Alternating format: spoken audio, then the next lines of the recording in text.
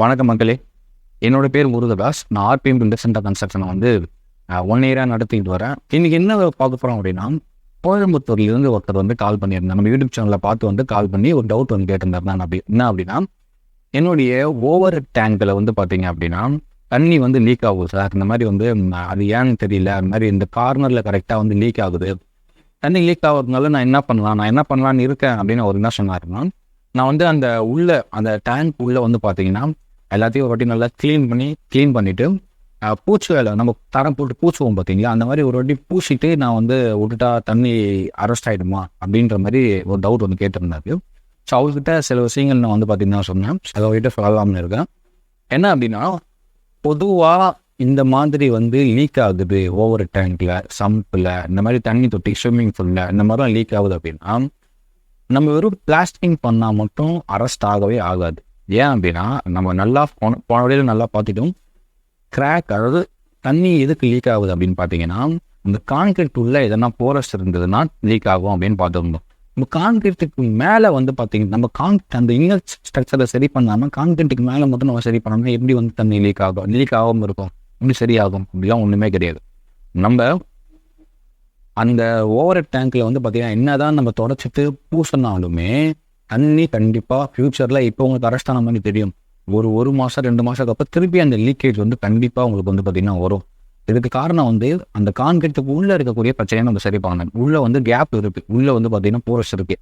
அதை நம்ம சரி பண்ணாமல் மேலே என்ன தான் நம்ம பூசினாலுமே தண்ணி கண்டிப்பாக பார்த்தீங்கன்னா திருப்பி ஃப்யூச்சரில் வரதான் செய்யும். ஸோ அதனால் இந்த மாதிரி தண்ணி லீக் ஆகிற இடத்துல நீங்கள் என்ன பண்ணணும் அப்படின்னா, கிரவுட்டிங் அப்படின்ற ஒரு விஷயம் இருக்குது. பொதுவாக இந்த மாதிரி தண்ணி லீக் ஆகிற இடத்துல நான் சொன்னேன்ல, அந்த கான்கிரீட் உள்ளே அந்த போர்ஸை சரி பண்ணுற மெத்தட் எதுன்னு பார்த்தீங்கன்னா கிரவுட்டிங் தான். நம்ம கிரவுட்டிங் பண்ணிவிட்டு, கிரவுட்டிங்னா என்னென்ன நம்ம அடுத்த இடத்துல சொல்கிறோம். இந்த கிரவுட்டிங்கை பண்ணிவிட்டு தான் அதுக்கப்புறம் நம்ம பிளாஸ்டிங் பண்ணிட்டோம்னா இந்த பிரச்சனை பார்த்தீங்கன்னா 99% நம்மளால் சரி பண்ண முடியும். ஃபியூச்சரில் தண்ணி வராமல் இருக்கிறதுக்கு அதிகப்படியான வாய்ப்புகள் இருக்குது. ஸோ அதை விட்டுட்டு நம்ம வெறும் பூசிட்டோம், சுற்றி நல்லா பூசிட்டு குழச்சி கழிச்சு நம்ம மேலெலாம் நல்லா வாட்டர் ப்ரூஃபிங் கெமிக்கல் நல்லா போட்டு அடிச்சிட்டோம் அப்படின்னு என்ன பண்ணாலுமே எனக்கு இப்போ சரியான மாதிரி இருக்கும். ஒரு 3-4 மாதத்துல திருப்பி அந்த வாட்டர் லீக்கேஜ் கண்டினியூவாக தான் ஆகும். அதனால் இந்த மாதிரி லீக் ஆகும்போது கிரவுட்டிங் மெத்தட் யூஸ் பண்ணுங்க, அது நல்லா யூஸ்ஃபுல்லாக இருக்கும். அதே மாதிரி இந்த மாதிரி சம்ப் இடத்துலலாம் ஓவர் டேங்க்கு அப்புறம் இந்த மாதிரி போர் சம்பிலலாம் டைல் போடுவோம். ஓகேங்களா? இப்போ இதுலேயும் ஒரு டவுட் என்ன இருக்கு நிறைய பேருக்கு அப்படின்னா, இந்த டைல் போடுறது மூலிமா வாட்டர் லீக்கேஜை நம்ம அரெஸ்ட் பண்ண முடியுமா? டைல் போட்டால் வாட்டர் லீக்கேஜ் சரியாயிடுமா? இல்லை எதனா லீக் ஆகுது சம்பிள் அப்படின்னா டைல்னால தான் லீக் ஆகுதா? டைலை நம்ம எடுத்துகிட்டு திருப்பி ரீப்ளேஸ் பண்ணால் சரியாயிடுமா?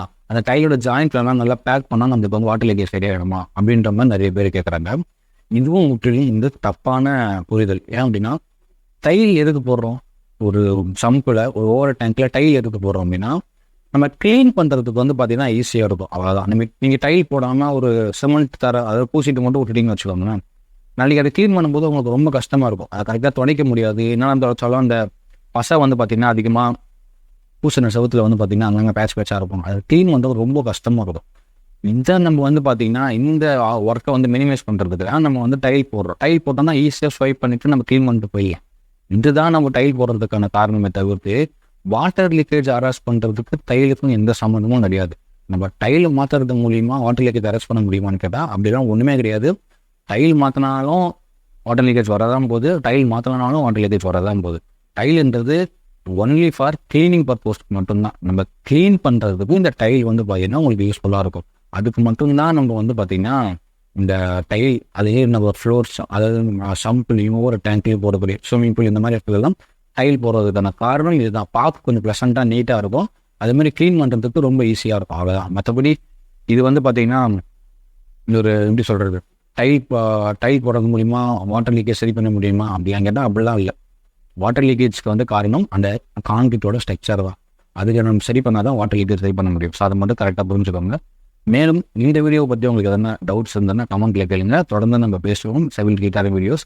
மறக்காம சேனலை சப்ஸ்கிரைப் பண்ணிட்டு ஃபாலோ பண்ணுங்கள்.